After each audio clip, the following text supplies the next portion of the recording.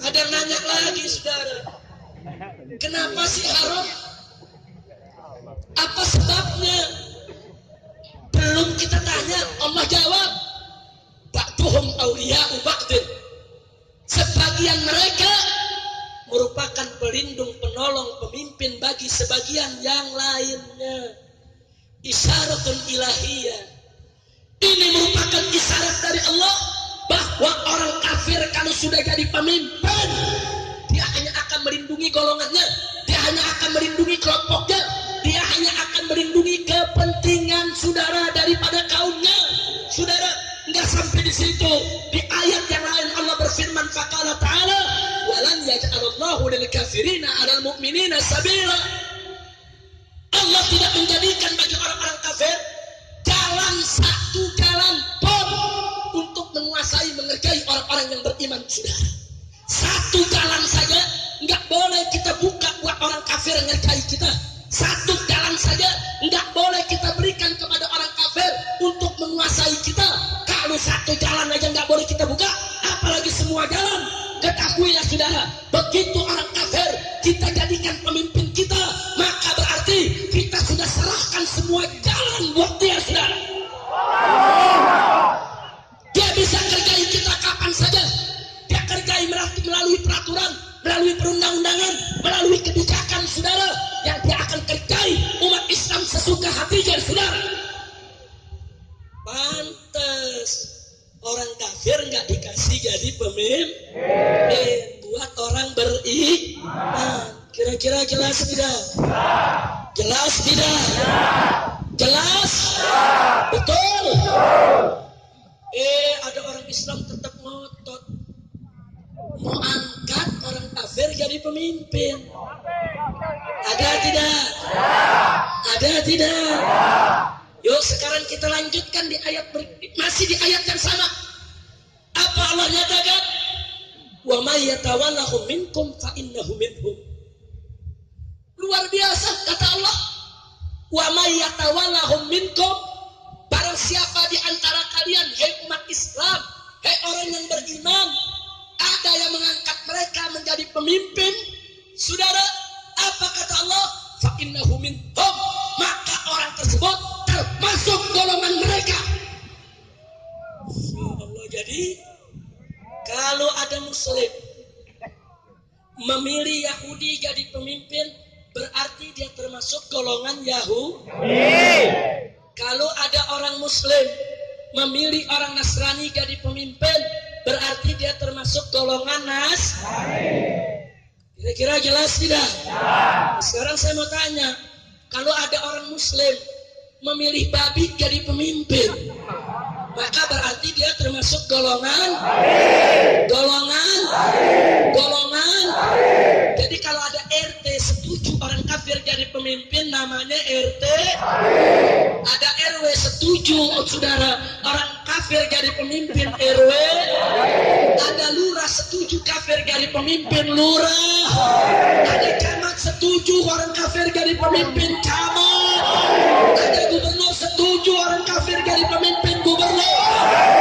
Ada menteri setuju orang kafir jadi pemimpin, menteri. Ada tentara setuju orang kafir jadi pemimpin, tentara.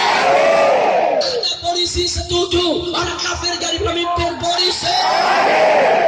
Ada presiden melantik, saudara. Ada presiden melantik babi jadi pemimpin, presiden.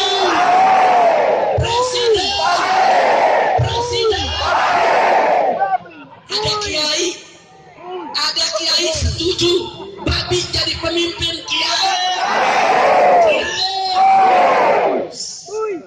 Ada Habib setuju babi jadi pemimpin, Habib.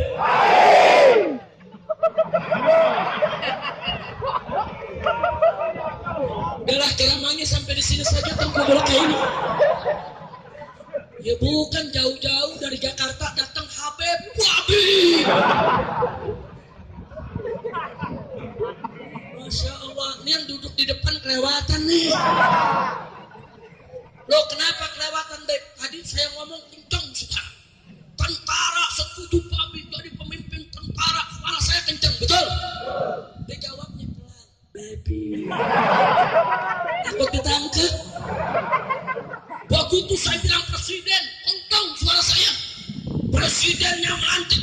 jadi pemimpin presiden, suaranya sambil lirik kanan kiri. Takbir.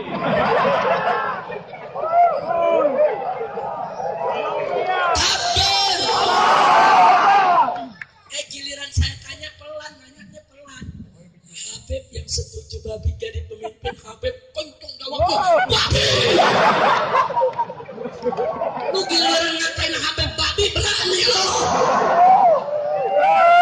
Allah, kacau tidak? Kacau tidak?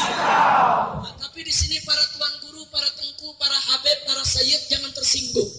Sengaja saya sebut kiai, tuan guru, Habib supaya adil. Betul? Pertama supaya adil, kedua supaya selesai acara saya nggak ditangkap polisi. Loh kok begitu, Beb? Kalau saya nggak sebut kiai, saya nggak sebut Habib, turun dari sini ditangkap sama polisi. Nanti polisi bilang, Pak Habib datang dulu ke kantor Polres. Wow. Ada apa, Pak? Habib sudah menghina pejabat. Wow.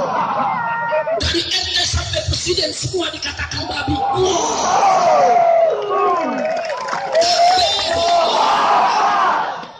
Ya, saya nggak bisa mengelak, saudara, kalau ditangkap. Tapi kalau saya sebut kiai sama Habib, saya bisa protes. Habib, ayo. Habib sudah menghina pejabat. Loh, kenapa, Pak? Tadi Habib bilang menteri, tentara, polisi, presiden semua kalau dukung babi jadi pemimpin adalah babi. Saya bilang, lah kan kiai sama Habib gue sebut juga. Betul. Betul. Takbir. Adil tidak? Adil tidak? Nah, jadi saudara, kalau saya mengatakan babi jangan dibilang Habib kasar. Saya nggak kasar. Allah yang berfirman, wa may yatawallahu minkum fa innahu. Itu firman siapa? Firman siapa? Allah yang kasih tahu kita, barang siapa yang mengangkat mereka jadi pemimpin, maka dia termasuk golongan mereka. Ayo jawab semua, saya mau tanya. Kalau ada muslim ngangkat Yahudi jadi pemimpin, berarti termasuk golongan Yahudi? Termasuk golongan? Termasuk golongan? Kalau ada muslim mengangkat Nasrani jadi pemimpin, berarti termasuk golongan termasuk golongan? Termasuk golongan? Kalau ada muslim ngangkat babi jadi pemimpin, termasuk golongan? Termasuk golongan? Ada dalil gak? Ada. Jadi jangan bilang itu kasar. Bukan kasar, kita nyampein apa adanya, betul? Betul? Betul? Saya diprotes lagi. Kalau ada Habib, ada kiai membacakan surat Al-Maidah 51 di khutbah Jumat atau dalam masjid, dalam majelis, apa dibilang? Oh, Habib ini mempolitisasi masjid. Ada gak yang ngomong begitu? Ada gak yang ngomong begitu? Mulutnya bau jigong. Ayo saya mau tanya semua, surat Al-Maidah ayat 51 firman siapa? Jawab yang keempat, firman siapa? Kalam siapa? Begitu boleh gak dibaca di masjid? Boleh gak dibaca di khutbah? Boleh gak dibahas di majelis ta'lim? Boleh gak dibahas di menasa? Boleh gak dibaca di daya? Boleh gak disampaikan dalam tablik akbar? Boleh tidak? Boleh tidak? Masa dibilang mempolitisasi majelis? Lu ngomong beduk yang gak bisa jawab. Betul? Takbir. Nah bukan kalau ngomong sama Habib, sama Tengku, sama Kiai, kita colok matanya. Sebenarnya yang ngomong ini bukan politisasi masjid, bukan politisasi tabligh, bukan politisasi majelis. Ini menyampaikan firman Allah, menyampaikan ajaran agama supaya umat Islam tidak tertipu dan tidak terjebak. Betul? Siap terapkan surat Al-Maidah 51. Siap bela Al-Quran. Siap tegakkan Al-Quran. Takbir. Takbir. Alhamdulillah. Tadi Ahok, sekarang PKI. Lu banyak bener pesenannya lu. Bukan kalau semua dibahas keramahnya sampai subuh. Lanjut. Lanjut. Lanjut. Takbir. tadi. Siap tegakkan hukum Allah? Siap tegakkan hukum Al-Quran? Baik, tancapkan baik-baik bahwa ayat suci akan selalu ada di atas ayat konstitusi. Betul? Mana lebih tinggi, konstitusi atau ayat suci? Mana lebih tinggi, konstitusi atau Al-Quran? Yakin? Percaya? Betul? Saudara, kenapa ayat suci lebih tinggi dari ayat konstitusi? Sebab ayat suci adalah wahyu ilahi yang tidak boleh diganti, tidak boleh direvisi. Harga mati yang harus ditaati. Sudah, betul? Betul? Sedangkan ayat konstitusi, saudara, itu hasil produk akal manusia, hasil pemikiran, saudara, sehingga tidak boleh bertentangan dengan ayat suci. Ajaran Islam jelas, manakala konstitusi sejalan dengan ayat suci, tidak bertentangan dengan Al-Quran dan hadis Nabi, tidak bertentangan dengan hukum Allah dan Rasulnya, tidak bertentangan dengan syariat Islam, maka kita sebagai warga negara yang baik wajib tunduk patuh taat kepada konstitusi. Betul? Betul?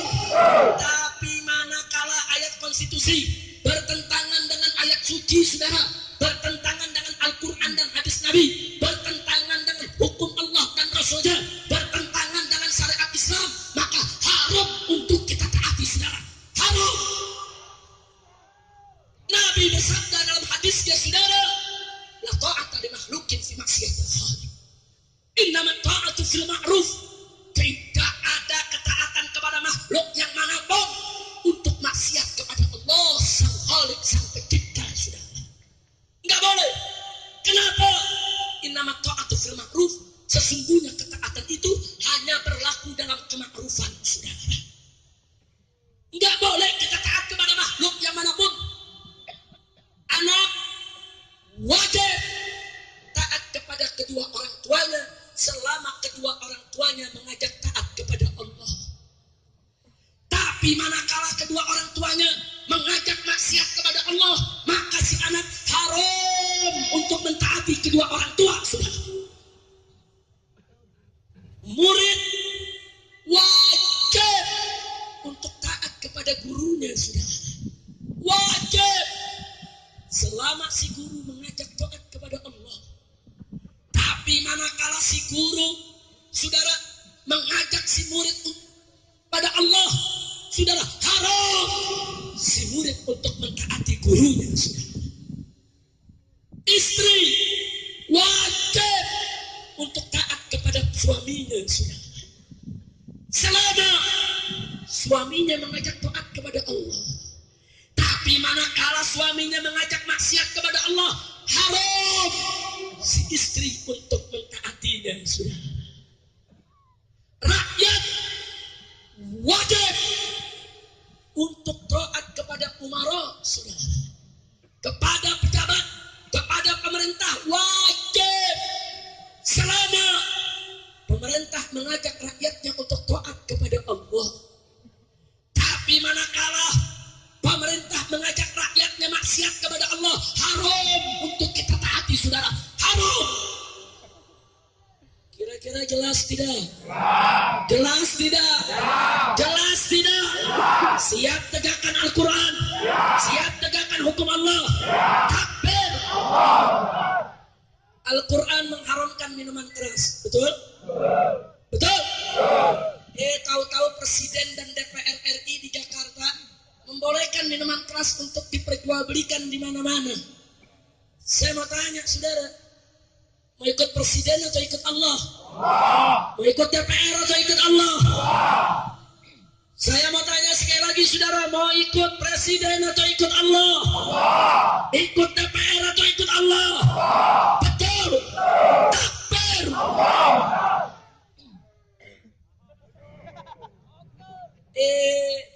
Saya ditakut-takutin. Habib Rizik kalau mengajak masyarakat tidak taat kepada Presiden, Habib Rizik akan masuk penjara. Takut.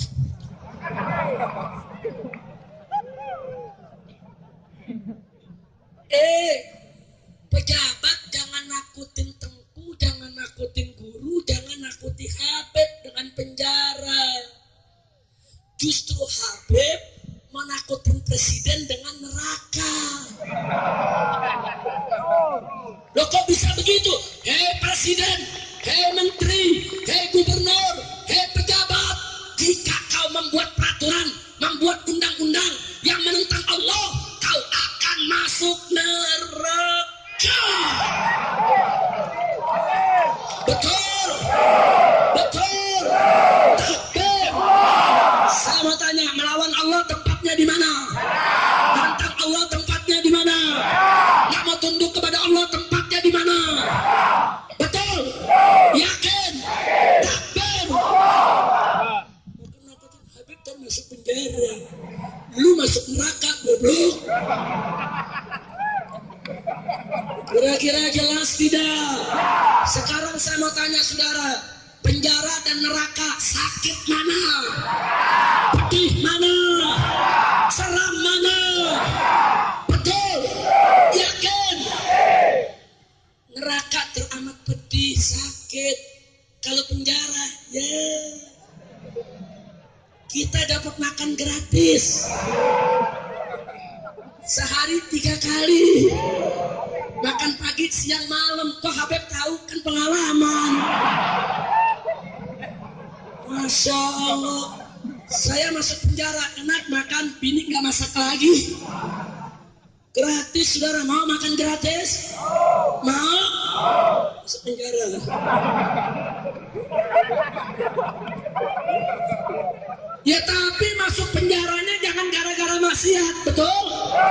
Wah, ada seorang bapak anaknya masuk penjara, ditanya, Pak, kenapa anakmu masuk penjara? Iya, gara-gara nyolong sendal di masjid.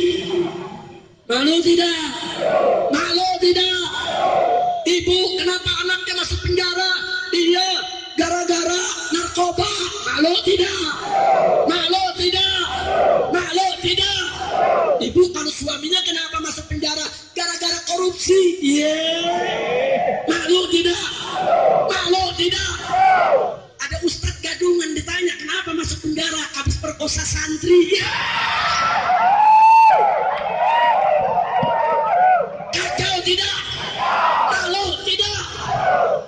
Tapi kalau ditanya, hei, kenapa anakmu masuk penjara? Anakku masuk penjara karena bela Al-Quran. Bangga tidak? Bagus tidak? Kenapa anakmu masuk penjara? Anakku masuk penjara karena bela Allah dan Rasulnya. Bagus tidak? Bagus tidak? Kenapa anakmu masuk penjara? Anakku masuk penjara karena melawan judi dan minuman keras. Bagus tidak? Bagus tidak? Takbir. Masuk penjara. Jadi kalau saya bilang masuk penjara, maksudnya berjuang. Walaupun resikonya masuk penjara. Kira-kira jelas tidak? Jelas tidak? Saya tanya sekali lagi, siap bela Al-Quran? Siap bela Allah? Siap bela Rasul? Takbir! Itulah sebabnya, saudara, kenapa kami menolak di Jakarta orang kafir jadi gubernur.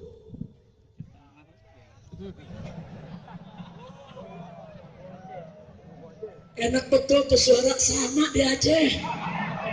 Kan Aceh kakaknya. Iya, ini Aceh ini saudara kakaknya bangsa Indonesia, betul? Betul? Julukannya Serambi Mekah, betul? Julukannya Darussalam, betul? Islam pertama kali masuk ke Nusantara melalui Aceh, saudara. Jadi jangan lupa itu, saudara. Dan Aceh nggak pernah kalah perang lawan penjajah, betul? Betul? Dulu di zaman penjajahan bagi orang Aceh tiada hari tanpa jihad, betul? Betul? Takbir! Takbir! Jadi saudara, sekarang yuk mari kita lihat kenapa kami menolak orang kafir jadi pemimpin, saudara. Bukan karena sara, bukan karena intoleran, bukan karena anti Bhinneka Tunggal Ika, bukan karena anti Pancasila, Bukan, tapi karena Allah Tuhan kami melarang. Kalau Allah tidak larang, saudara, kami nggak nolak. Ini Allah yang melarang, Allah yang mengharamkan. Ini yang jadi persoalan. Terus saya ditanya, ya tapi Habib, ini kan Indonesia ini bukan negara Islam. Habib nggak bisa dong maksain Al-Quran harus diterapkan.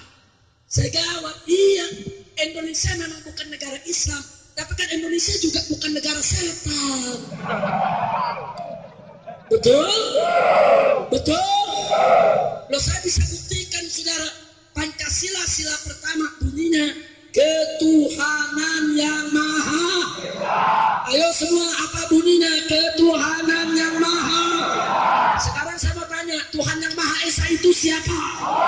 Tuhan yang Maha Esa itu siapa? Tuhan yang Maha Esa itu siapa? Takbir.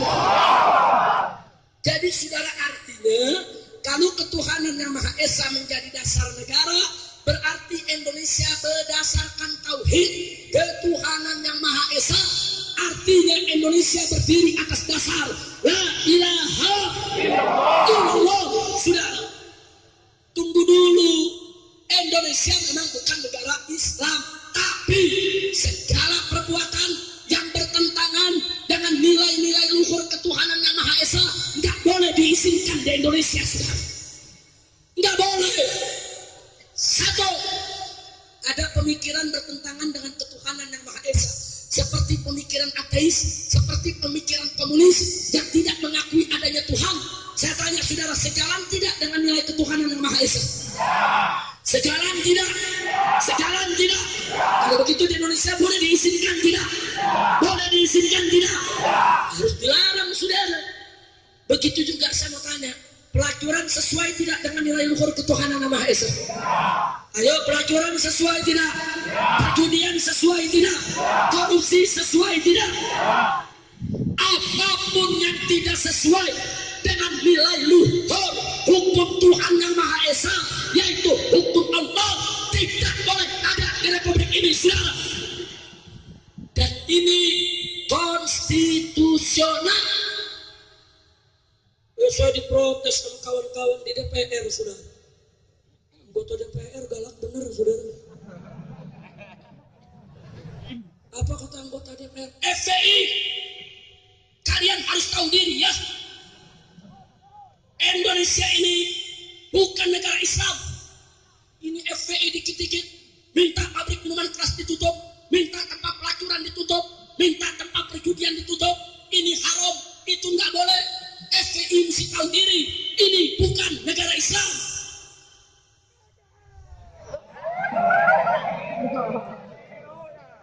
Galak bener, sudah. Jawab jangan. Jawab jangan. Kita sudah jawab depan mereka. Apa kita jawab? Hei, anggota DPR yang terhormat. Takbir. Indonesia ini memang bukan negara Islam, tapi Indonesia berketuhanan. Betul?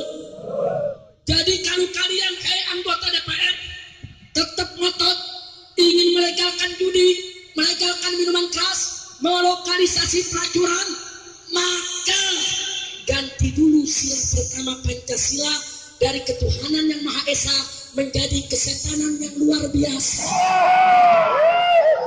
Betul? Betul? Karena nggak bisa dong Pancasila satu ketuhanan yang Maha Esa lonte di mana-mana.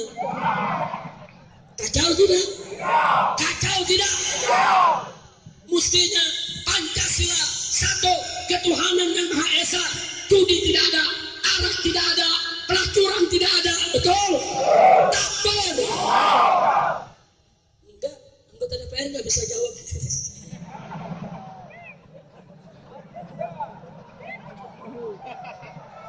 Lanjut. Ada lagi pejabat yang kurang ajar, saudara. Hus, lu mau bakar-bakar aja lu. Lu kira jagung?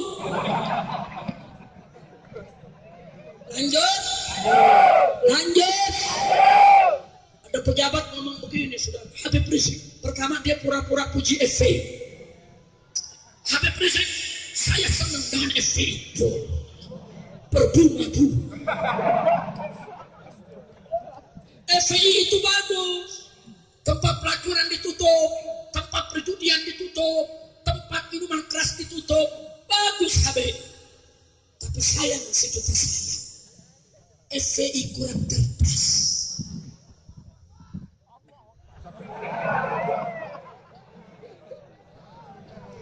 Kurang cerdas, saya tanya kurang cerdasnya di mana? Apa dia bilang? Buat apa Habib itu dengan laskar menutup tempat pelacuran? Kalau ternyata tidak memberikan solusi, mestinya habis ditutup itu tempat pelacuran, kumpulkan itu lonte-lontenya, kawinkan dengan laskar.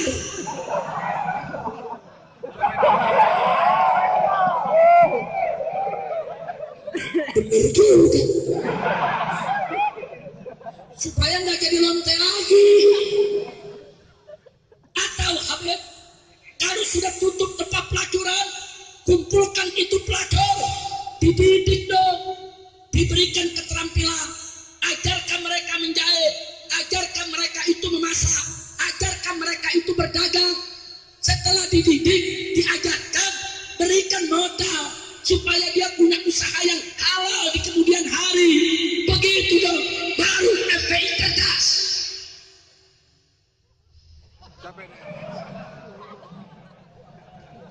Jawab jangan.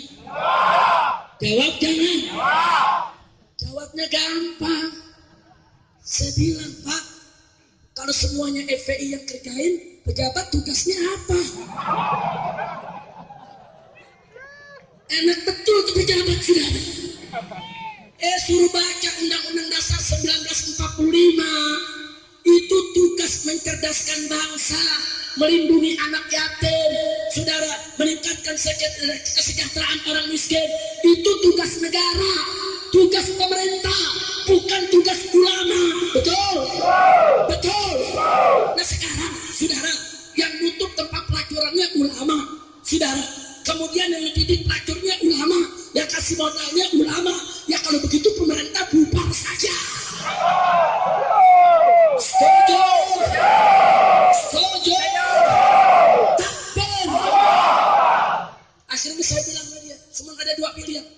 Pemerintah bubar atau serahkan negara kepada FPI. Takbir. Kalau negara diserahkan ke FPI, kita kerjakan itu, saudara. Tutup tempat pelacurannya, didik para pelacurnya, berikan keterampilan, berikan modal, suruh berdagang supaya tidak jadi pelacur lagi. Betul? Betul? Kasih duit negara. Kira-kira jelas gak? Jelas gak? Ngomong Habib FPI gak cerdas. Nah lu kerjanya apa goblok? Kira-kira jelas tidak? Paham tidak? Betul?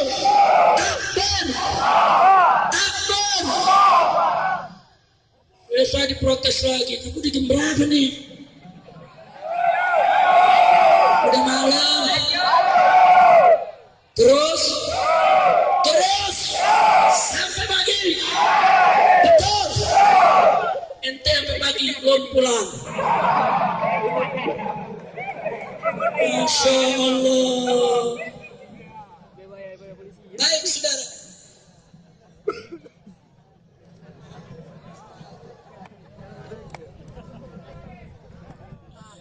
Lanjut.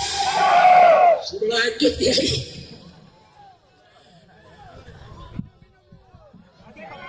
Mau diapain? Mau disunat? Baik saudara. Lu ngomong Ahok lagi sih lu. Mau bicara Ahok lagi? Betul? Ada Profesor Dr. Kiai Haji. Wow. Profesor Dr. Kiai Haji, pimpinan ormas Islam lagi sudah. Apa dia ngomong di televisi? Lebih baik pemimpin kafir asal jujur daripada pemimpin muslim Muslim tapi korup.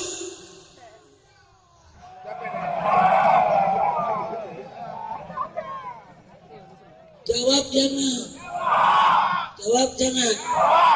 Kapan jawabnya? Tahun depan. Kan nanti kan katanya mau bikin acara lagi tahun depan kan? Tahun depan lagi dah. Udah capek. Lanjut.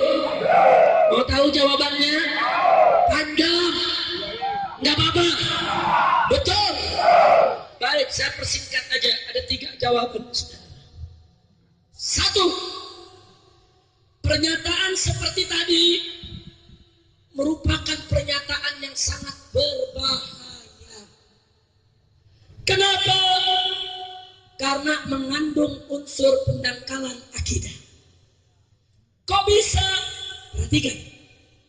Kalau saat ini orang Islam ada mengatakan lebih baik pemimpin kafir asal jujur daripada pemimpin Muslim tapi korup. Diulangi terus. Lebih baik pemimpin kafir asal jujur daripada pemimpin Muslim tapi korup. Kalau ini didoktrin saudara di benak pemuda kita, maaf, besok perempuan-perempuan kita akan ikut latah mengatakan, kalau begitu lebih baik punya suami kafir asal setia daripada punya suami Muslim tidak setia. Bahaya tidak? Bahaya tidak? Bahaya tidak? Saudara, perempuan-perempuan muslimah kita haram untuk dikawinkan dengan laki-laki kafir. Haram, saudara, walaupun dia setia, walaupun dia kaya. Ini bukan urusan setia atau tidak setia. Ini bukan urusan kaya atau miskin. Ini urusan hukum Allah. Perempuan muslimah haram kawin dengan laki-laki kafir, saudara. Kira-kira jelas tidak? Jelas tidak? Ada yang lebih berbahaya.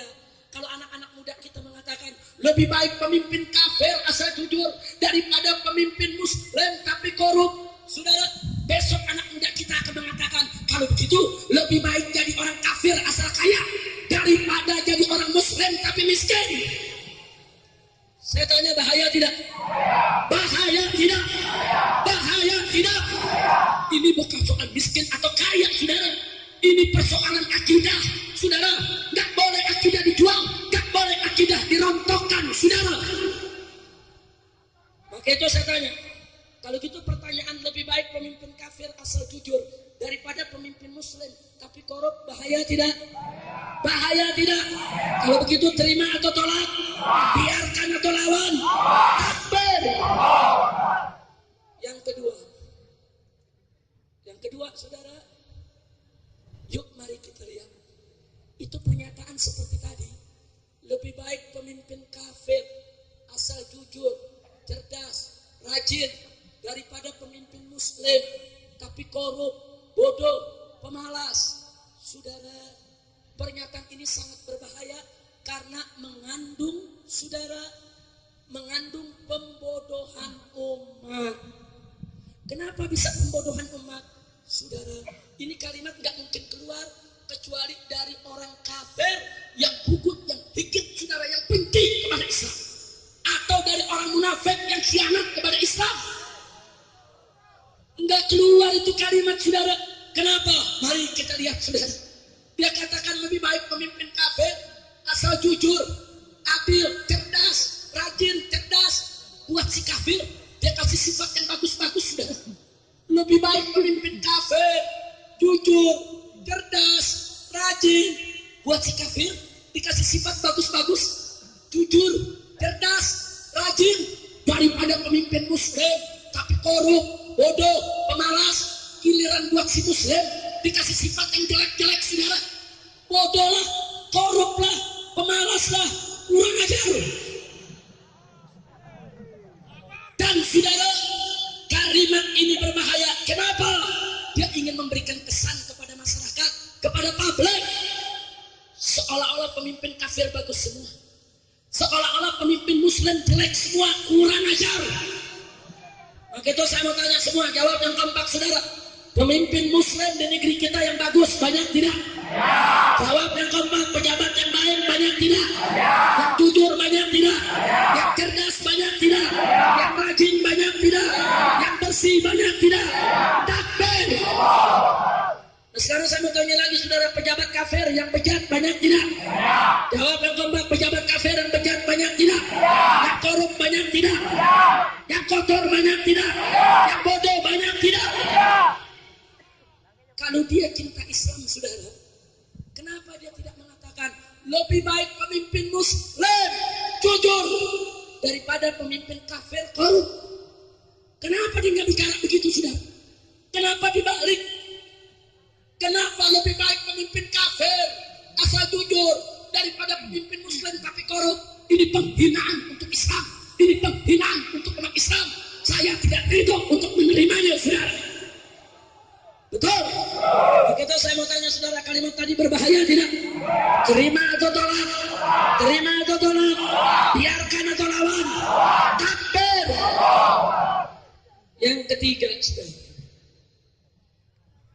Kalau orang mengatakan lebih baik pemimpin kafir asal jujur daripada pemimpin Muslim tapi korup, berarti dia sudah melakukan perbandingan antara pemimpin kafir yang jujur dengan pemimpin Muslim yang korup.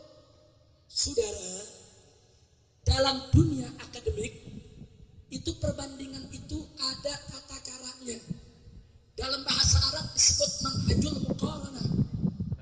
Ada apa, saudara? Ada metodologi perbandingan, saudara. Metodologi komparasi. Salah satu syaratnya, kalau kita ingin membandingkan dua perkara, saudara, syaratnya harus seimbang. Nggak boleh nggak seimbang, saudara. Saya kasih contoh. Boleh kasih contoh? Boleh kasih contoh? Baik. Di Aceh ada kopi, saudara. Betul? Di Jakarta juga ada kopi, saudara. Saya minum kopi Aceh, saya minum kopi Jakarta. Kemudian saya ambil kesimpulan. Setelah saya rasakan, ternyata kopi Aceh lebih lezat daripada kopi Jakarta. Itu perbandingan sehat. Kenapa sehat? Karena seimbang. Kenapa seimbang? Sebab kopi lawan kopi. Kira-kira jelas tidak? Jelas tidak? Jelas tidak? Boleh kasih contoh lagi? Di Medan ada durian, saudara. Manis rasanya. Di Jakarta juga ada durian. Manis rasanya. Saya cicipi. Setelah dicicipi saya ambil kesimpulan. Ternyata durian Medan lebih manis daripada durian Jakarta. Itu namanya perbandingan sehat. Kenapa sehat? Karena seimbang. Kenapa seimbang? Durian lawan durian. Kira-kira jelas gak? Jelas gak? Saudara, di Sumatera ada tempe. Di Jakarta juga ada tempe. Setelah saya rasakan, ternyata tempe Jakarta masih lebih enak, saudara. Lu ketawa lagi. Giliran urusan tempe diketawa. Saya katakan tempe Jakarta lebih gurih daripada tempe Sumatera. Itu namanya perbandingan sehat. Kenapa sehat? Seimbang. Kenapa seimbang? Tempe lawan tempe. Kira-kira jelas gak? Boleh contoh yang keempat? Boleh? Kalau tadi kan contohnya kopi enak, durian enak, tempe enak. Yang keempat nggak enak nih, tai kucing. Boleh nggak? Mau dengar? Ada tai kucing, ada tai ayam. Saya mau tahu mana lebih bau. Sendus. Oh, tai kucing begini. Sendus lagi tai ayam. Oh begini. Kemudian saya katakan, setelah saya endus secara langsung, ternyata tai kucing lebih bau daripada tai ayam. Itu namanya perbandingan sehat. Kenapa sehat? Seimbang. Kenapa seimbang? Tai lawan. Kira-kira jelas gak? Jelas gak? Nah sekarang yang terakhir, yang kelima. Ada profesor doktor. Dia melakukan penelitian, dibantu oleh para profesor melalui kajian ilmiah menggunakan laboratorium yang canggih, saudara. Kemudian dia katakan dalam kesimpulan, setelah kami melakukan penelitian yang cermat, ternyata durian Medan lebih manis daripada tai kucing.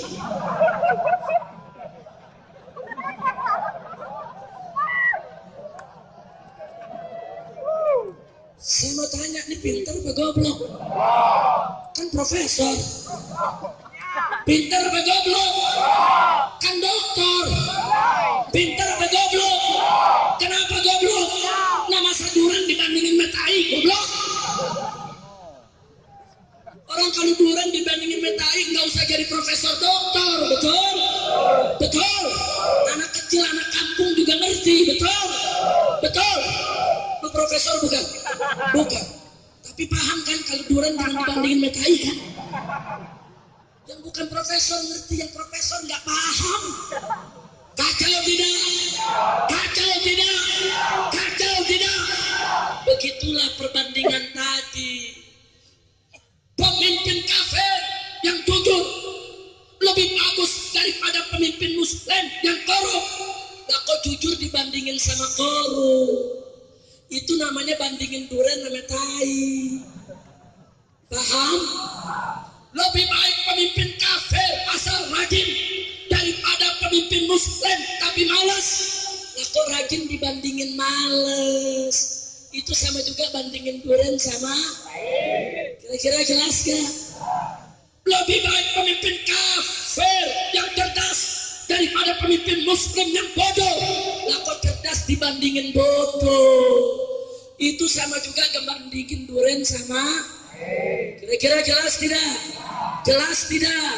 Orang kalau perbandingan seimbang, maaf saudara, sebetulnya muslim gak bisa dibandingin sama kafir, saudara.